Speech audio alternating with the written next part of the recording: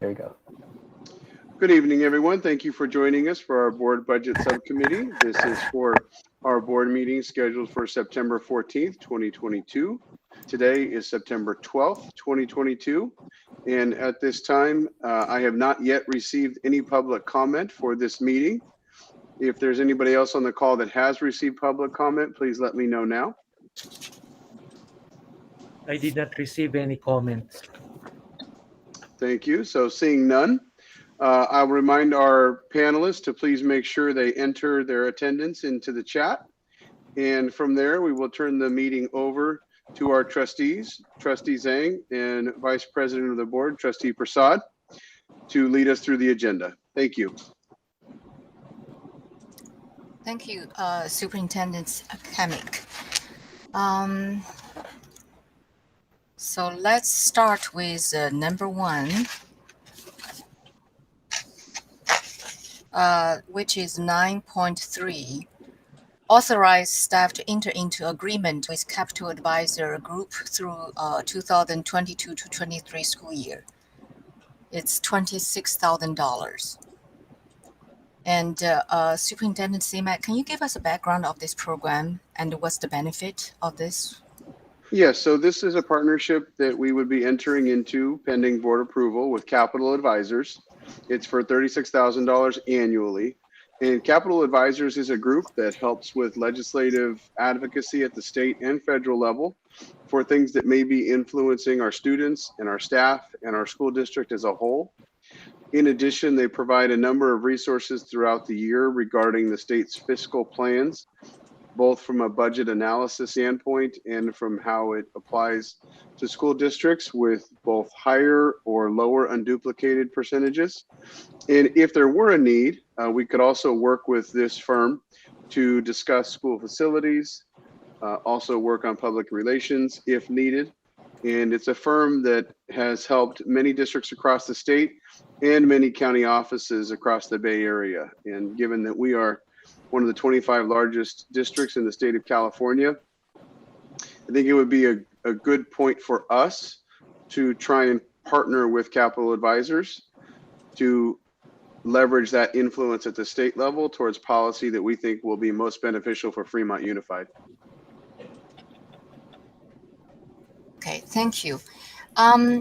So in the past, when we have a state budget proposal, and sometimes I would hear that the staff is working on the real number, because when you have a policy, you don't know what's the exactly financial impact to our school district. So this could be a great resource to rely on. It can be a great resource for us. We still would utilize school services, but this would be a great resource for us as well.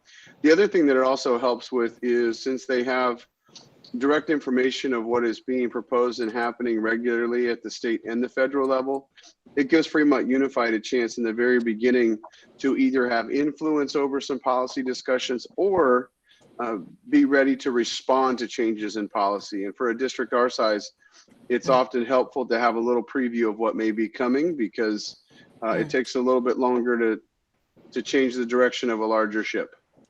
Got it. Okay, thank you. So let's move on to 10.1. Authorize staff to renew agreement with Turning for site license for next school year. It's $47,000. And I see this one is only utilized by 5 high schools and 1 elementary school of Mission San Jose. So is this a program optional to each school? Yes, it is optional to the schools, and that's why it's paid for out of the school site funds directly. And it comes forward as a contract for the district, because we generally will do most of the contract signing and contract work. But this is available, and it's an option that some schools elect to use and some may not. Okay. Any questions, Trustee Prasad? Not from a financial perspective on this topic. I would, if there's a report on That's only used by the high schools and one elementary, but how many teachers actually use it? So that'll be good to know. Yeah, how many classrooms? Yeah. Mm-hmm. Okay, then we can move on. Okay. So 10.2, authorize staff to renew agreement with Teach More for science license for next school year, for this coming school year. It's $35,000. And this is a good one to set up appointment between students and teacher. It has a number of different functions. It's used by our secondary schools, mostly, our high schools. It's paid for out of our secondary education discretionary funds. And so this can be used for setting up appointments. It helps the staff manage their time. But there are a number of different things, and this is something that our director of secondary education thinks that our secondary schools would like to continue with. Mm-hmm. So I'm curious, when it's used by the teacher and the students, the students are use this software from their computers or from their, I think has to be from their computers, right? Yeah, I believe it is through their computers. I'd have to double check with our director of secondary ed. Okay. Okay, let's see. 10.3, authorize staff to enter into agreement with the East Bay Agency for children for class management services, for case management services through the Health Start program for 2020 to 23 for $82,900. So can you summarize this program for the Sure. audience? So this is for case management services for our Healthy Start program, which is our preschool age students in most cases. And this is paid for through Medi-Cal billing reimbursements, E-log, and Healthy Start funding. And what this does is this case management helps to connect our Healthy Start families with health-related services as they need. Generally, we find that helps to minimize absences, and that's a real benefit for our students. And this was something that was also a part of our agenda and agreements last year. I remember that we had a program. It's called a Solace. Care Solace. Care Solace, yes. So it does the similar things, right? Help the families to find, give them referrals for doctors. Are they similar program? They're not exactly the same, but in essence, what Care Solace is doing is connecting our families with providers. They're more of a middleman, so to speak, or middle person in between our families and helping to find providers. This is more of a true case management where they're working directly with the family to connect them with services and oversee the case management and the services. So this is a little more intimate in the level of support that's being provided. So what about the family does not have insurance? I mean, benefits. Then what is this program is going to do? It's still going to connect them with resources. Okay, it's going to help them find a resource. Yes. Okay. So we have been using this program since last year. It may have been previous to that, but I do recall this was an agenda item last year as well. Okay. Let's move on to 10.4. Approved study trips. Is this does this has impact on our finance? This is generally paid for at the site level.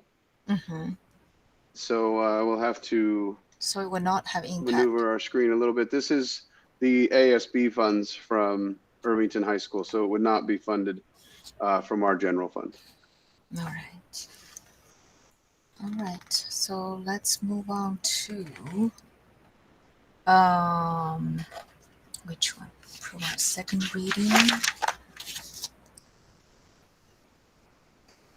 Okay, so let's go to 11.1. Approve the payroll warranty as listed by numbers.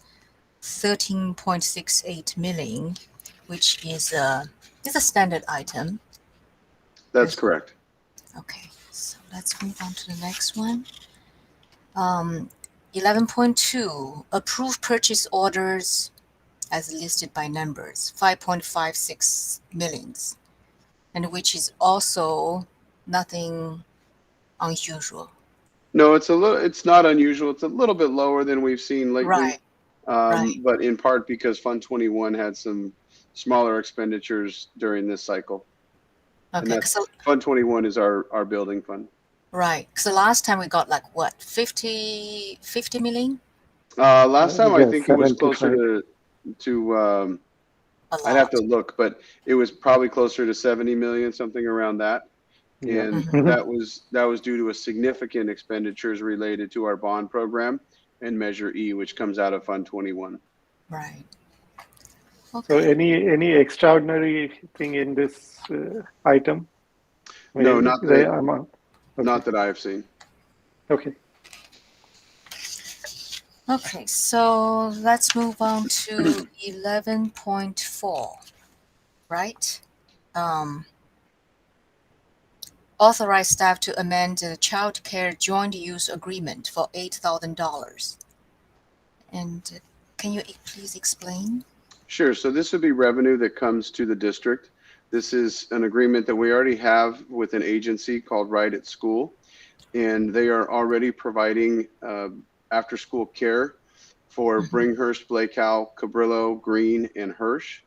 And this is to add Chadbourne Elementary to that scope of service. So they are renting one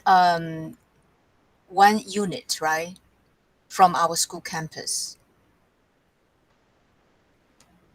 Is that Yes, you? I believe that's one unit. Director Pasquale, is that your understanding as well, sir? I'm not sure about what you meant about one unit. And, you know, because I remember in what's called Warm Spring, and there is used to be a YMCA. I mean, is this a similar function? They're using Yes. a classroom or a portable, correct? Right, portable. Um, for the right at school, they're not using a portable. So they are using one of our classroom. Yes. Okay, okay, one classroom for 1 year, $8,000. Okay, thank you. Now, I mean, it's somewhat unrelated, but so we chose them as a vendor, right? Not too long ago. So as we expand to other school sites, are they the primary vendor, or are we giving the chance to other alternate vendors to also bid on the new site? So they're not necessarily the default vendor, but this was to backfill a position where we had another vendor step out, and Okay. we felt like Right at School would be the agency that could backfill that the fastest. Okay, sounds good. Okay. Let's look at 11.6 public. Okay, public disclosure of AB 1200 collective bargaining unit agreement with SEIU for 4.67 million. And can you give us a explanation or summary of this Sure. item? So we brought forward a similar item for our teachers association and our management group. Under the law, we are required under AB 1200 to submit publicly. In the way I would describe it is we're required to submit publicly the cost of the agreements that we reach with our employee groups. And this is our obligation to do that for the public. And then we also are obligated to send that to the Alameda County Office of Education. And so what you have on this agenda item is the financial impact of the settlement that we've reached with FUTA. This is the same percentage increase that we provided to FUTA and to our management association. And later in the agenda, you'll see another SEIU item, which would then allow the board to approve all of the other agreements that we reach with SEIU through negotiations. And just for clarification, the dollar amount is the budget impact for the current year. That increases the expenditures.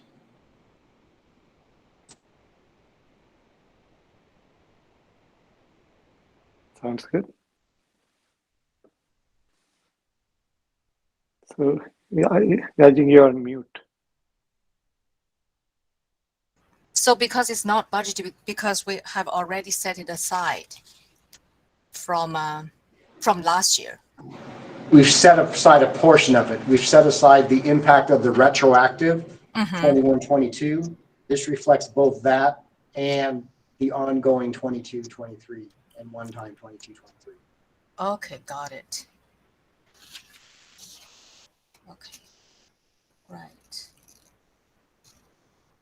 Okay, I see that. So let's move on to 11.7, approve of positions. This is the 36,379. And how many positions are they? I see there's a WASC and the child nutrition positions are incorporated into this 45 days budget revision. Yeah, so what we have here is we have positions that were incorporated into the budget at the 45-day revise, but we always want to make sure that we're transparent with our community and with our employee groups.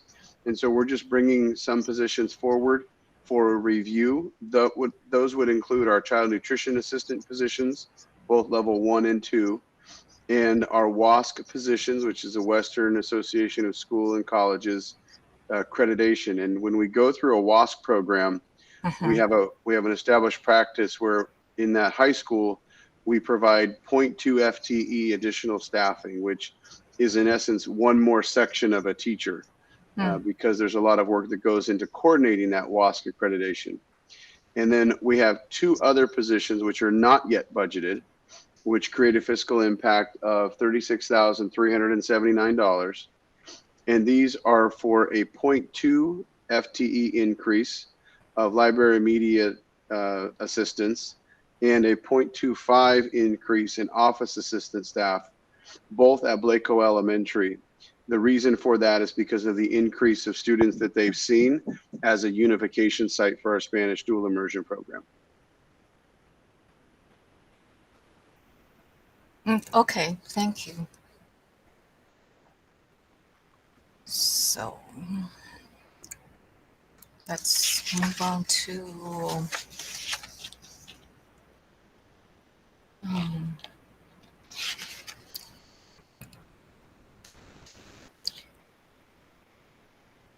what about 12.5? Approve second reading of a revised board policy salary placement.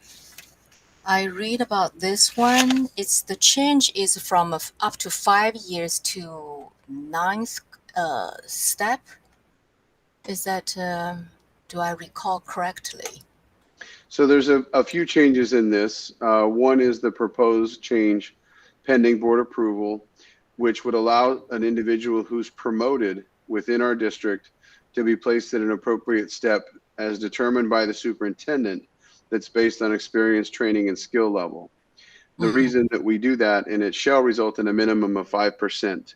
The reason we do that is because under the current policy, we might have individuals who are in year 9 or 10, for example, of their current position, and they receive a promotion, and they've never done the new job at the new level, and so they don't have years of experience at that level. And the old policy would place them all the way over on the far side of the schedule based on how they were previously set in their lower classification. And so this allows for a more nuanced analysis of where should the individual be placed based on experience, training, and skill. And we provide them at least a 5% increase. The other proposed change came from board discussion, which was currently we are allowed to credit our managers that come into the district with up to 5 years of experience and only 5 years. And if we make this change that's proposed, then we can credit up to 9 years of experience, which puts us more in line with other districts and even more in line with some of our other bargaining units.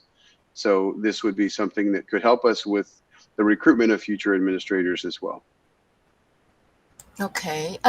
Okay. So, is this being discussed, or is being discussed by the staff that up to 9 is a good number? Well, 9 is I think the furthest we can go on the manager salary schedule before we enter longevity. So the way the manager salary schedule is structured is, I believe that there's 9 steps on the salary schedule, and then that's the end of the salary schedule, and you can't move further until you meet the longevity requirements of Fremont Unified. So how are we to understand this longevity? What's the definition? Is that up to what? How many years? I'd have to, unless someone on the call has it in front of me, I don't recall the actual number of years, but for example, I think it might be, you have to be here 8 years before you move over to that next spot. Robbie or James, do you have the longevity frequency breakdown? Not in front of me. Do you, Robbie? Trying to look for my binder. Yeah, me too. So Well, but this one is not a budget impact item, so maybe we can take this one offline and discuss. Right. So but I can do some research myself to understand this. Yeah. But still, CJ, you will be, it's under your discretion, right? Or you and the what's called HR to mutually decide what is the maximum that you can move. Okay. Yes, it's a pretty typical industry standard when someone receives a promotion that they move up 5% in their salary. Right. And so this just gives us a little more flexibility in where we're placing people. So Okay. I have some information. On the first longevity, they have to be in the position for 8 years, and then after that, then they would go up every other 4 years. Okay. Okay. Thank you. So does that mean that if you bring somebody with 9 years experience, then for the next 8 years there's no change? That is true. Okay. So I think then the superintendent discretion would be even more important to see how to bring them in so they're not stagnant for too long. But with this policy, you still have the discretion, right? So yeah, I think that gives you the maximum flexibility. Okay, then we can move on. Okay. So 15.2, Local Control Accountability Plan, final approval for 2022 to 23. And so this is the third time we have seen this one. So CJ, can you refresh why we're doing this? I forgot. Yes, so typically we do this in June, and it comes in a 2-meeting cycle. Once as information in a public hearing, and then once for approval. And what happened is we went through our process. We did everything we felt was correct. We made some steps based on the advice of the Alameda County Office of Education staff, because ultimately they have to approve our LCAP. So Fremont and a number of other districts followed the advice that was given by Alameda County Office of Ed. And they then advised us that we had to redo a portion of it. And so we're bringing it back for board approval as corrected. But I don't believe there's any substantive change in the LCAP plan. It's merely a technicality that needs to be corrected based on Alameda County Office of Education's perspective. Okay, thank you. So I have a question on this LCAP. So LCAP is primarily for, I have a question. Is it primarily focused on duplicated students, the state budget? And so it's a plan to show how we going to spend this money. And a small portion somehow is used for general students? Well, the LCAP in general is designed to support our unduplicated students. So that is what generates a significant part of that dollar amount. And our unduplicated percentage is 27% roughly in Fremont Unified. And Right. so that is the scope of most of the LCAP. Mhm. We have the remainder of our budget, even though in almost every case, 85 to 88% of that is personnel for all school districts. The remainder of our budget is what's supporting the remainder of our operations and education program. Okay, so I see that our duplicate students portion is about 16 million, and on the LCAP we have the plan for $25 million. So there's $9 million extra. I think that's kind of like spread around to I only see the what's called SAT, PSAT, so those kind of program. So my question is, where do we see the program for average students? Where shall we see the plan? Because we have a ESSER, we have some other care program, which is also targeted for, students in this category. So if I'm understanding your question, you're asking, is there a similar plan like the LCAP for our Right. students that are not part Correct. of the unduplicated percentage? Correct. So that is in general our whole school district mission, vision, everything that we do going forward. So they're not always completely and totally separate. In many cases, the efforts overlap. But from a financial perspective, this is how we report the funds for the LCAP. But you'll see in the LCFF budget overview, James, I think it's our LCFF funds represent maybe $340 million of our general operating budget. Does that sound about right? Correct. I think so. Yeah. Yeah. So that is mainly to pay for the teacher's salary and some of the maintenance of the school campus site. I just wanted to be to see that we are consciously also thinking about the other category of students, especially for at this time we want to also promote what's called education, challenging and engagement, active engagement. Yeah, so our LCFF funds, I mean, those combined with the categorical funds that we receive from the state and federal government will make up our total education program in general. And that will include things that are intervention-based programs for students who may need more direct support with learning. It will include some of our highest level classes that are offered in Fremont Unified. It will include our special education programs. And so our LCFF funding plus our federal and state categorical funding will round out our entire educational program. And where, for example, things may overlap, we may provide additional counseling support through the LCAP, which can help an entire school as a whole. We may also utilize dollars for intervention programs, which may be more targeted to some of our students, but the entirety of our expenditures is encompassed in our entire program, from intervention classes for students who may have not yet reached grade level to advanced classes where students may be far above grade level. Okay.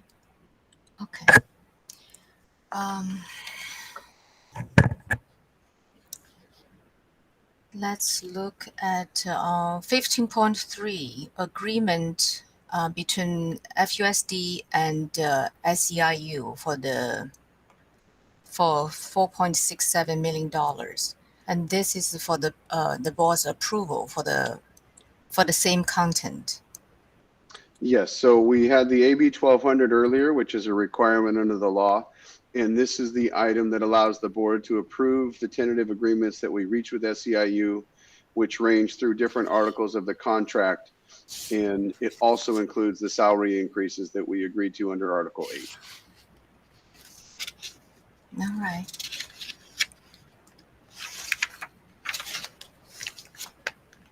Okay, so now let's look at 15.4. Enter into agreement with Maxim Healthcare for nurses during 2022 to 23, which is $2,000. The budget is coming from the general fund. So we have done this program before. I don't know if we've contracted with Maxim before, but we do contract out for services for positions that we're unable to fill internally. And this would be an example of that. So we have 15 nurses in the district, and we have not been able to fill some of those positions.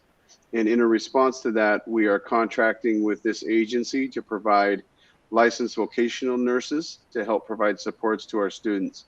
It is not uncommon for school districts to partner with an agency like this. And the way we structure the agreements is we provide these services and we continue to recruit for our own staff. And if we're able to hire our own staff, then we will eventually cancel these contracts and just utilize our internal staff. But until we're able to do that, we need some additional support for our students.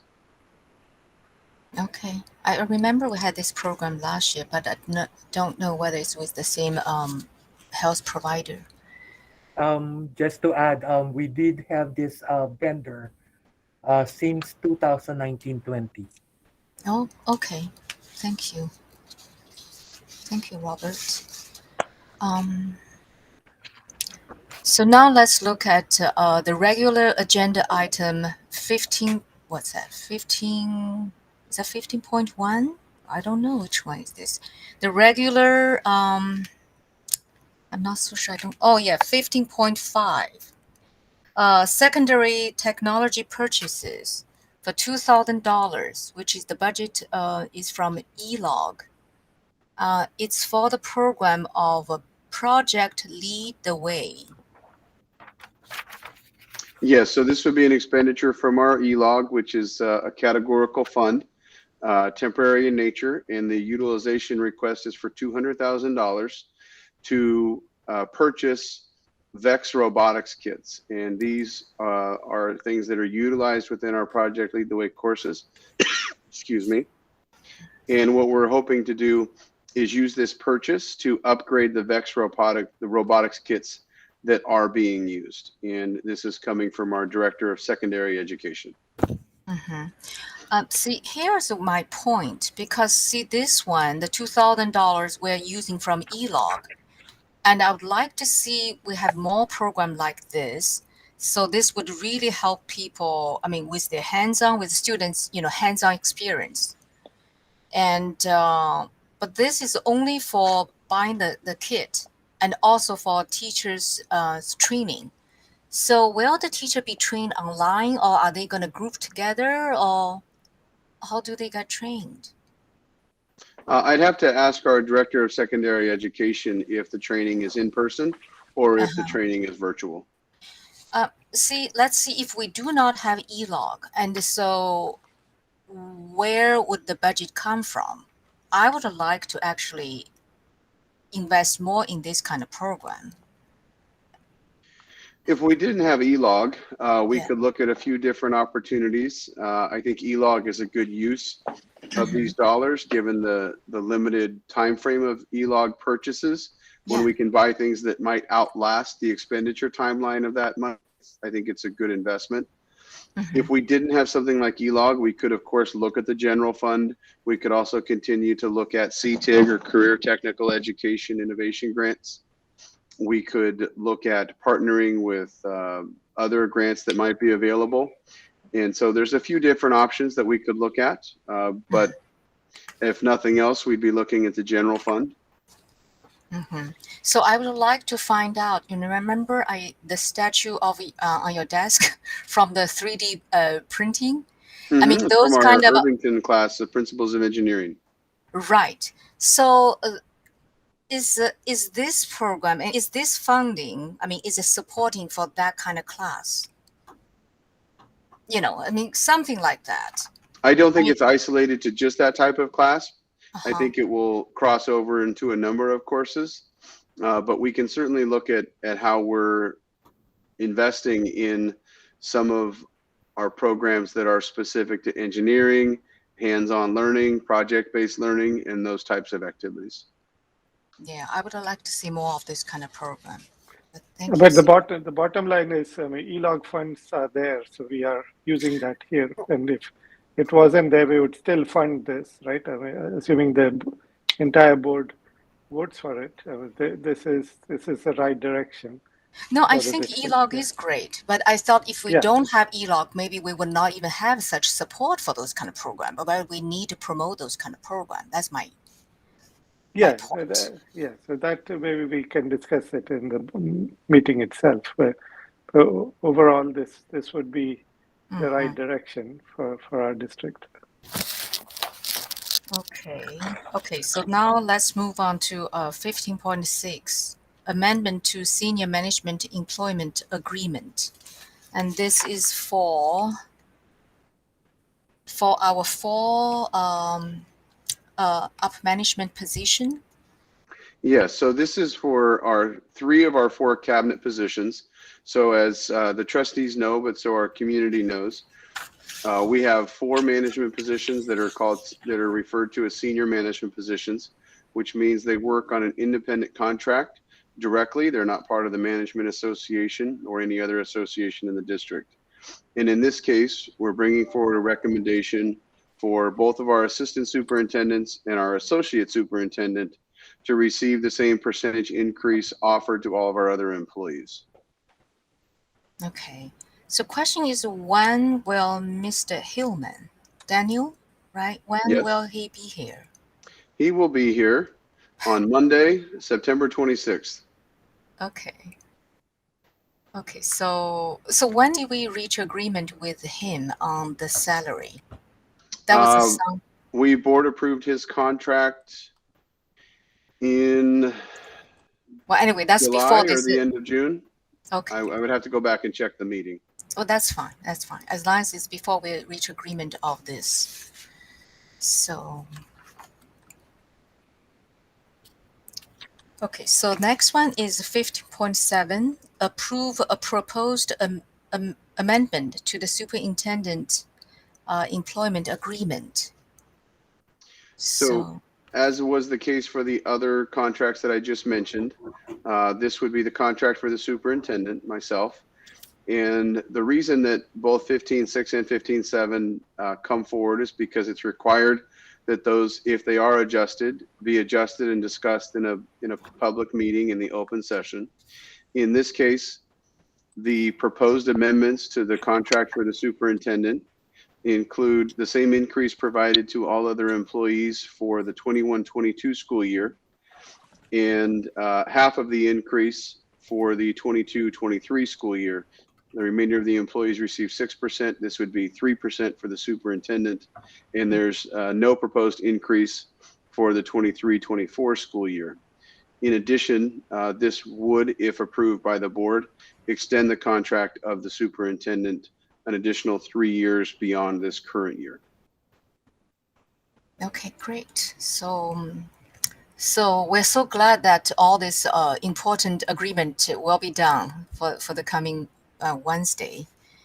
And also thank you for the clarification of your salary increase on it's half of the increase compared with the regular management team. Okay, let's see what else. Is this the end of it? Yeah, we have one item at the bottom, but that's the organization of the board policy. There is one item, Trustee Zhang, that we skipped in the beginning, which is 15.1. While it may not be something that we're spending as a fiscal impact, it is directly related to our fiscal condition, and that is the approval of our unaudited actual financial report. And That's a very important item.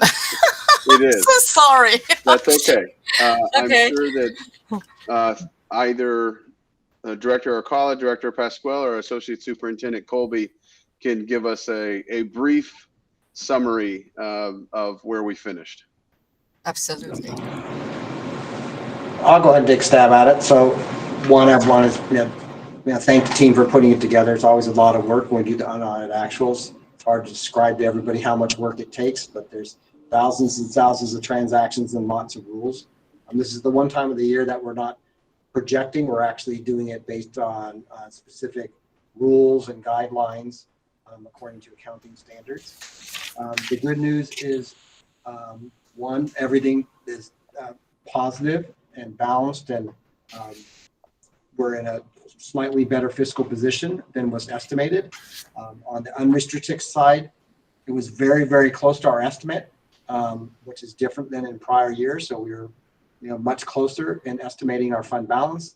That's on the great. restricted side, though, it is showing some larger variances than there were on the unrestricted side. It's still smaller than some of the variances in prior years, but that's really just on how we budget and expend all the category dollars that we've been getting over the future years, and we'll look at maybe doing a different way of doing the projecting in the future on there. But the good news is that the district finished well and strong, and has carryover money next year to help continue to serve the needs of the students of the Fremont Unified School District. Thank you. So when you see that on a restricted revenue has a little bit more discrepancy compared with unrestricted, right? And I think actually Correct. we are underspending on this category. Right. Yeah. So what happens is, and this will be in the Q&A we put together. So for things that when you hear the word grant revenue, either federal or state grants. So federal and state grant accounting is that if you don't spend the money, you defer the revenue, and it goes into what's called unearned revenue. And when you reduce the expenditures, you have to reduce the revenue as well, because it's not a fund balance item. So that's why the revenue creates a carryover. And then for things that are not fund balance programs, when you reduce the expenditures, it increases the fund balance. So there's two types of things that are going on the restricted side. Got it. Okay. Let's see what else. Oh, I have a question about let's see, COLA. COLA is for next year. It's still based on the projection, right? And so when we have already set the salary increase to be 6%, and the COLA doesn't change. Once they set the COLA for the next year, they're not going to change. It doesn't change during the year. Okay. So for 22-23, we know the COLA. We know the COLA. Yeah. The COLA that's based on a projected amount only is the 23-24 COLA. Okay, that's good to know. Okay. I think that's I don't have any other questions. Yeah, I don't either.